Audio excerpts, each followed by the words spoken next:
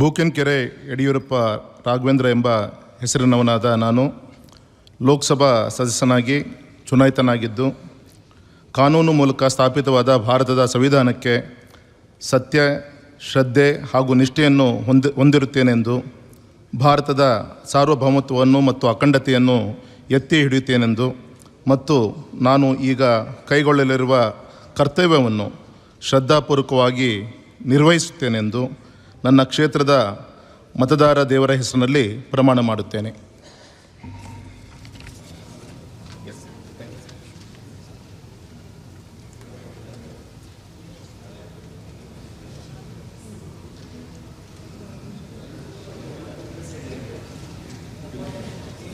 Shri Kota Srinivas Pujari.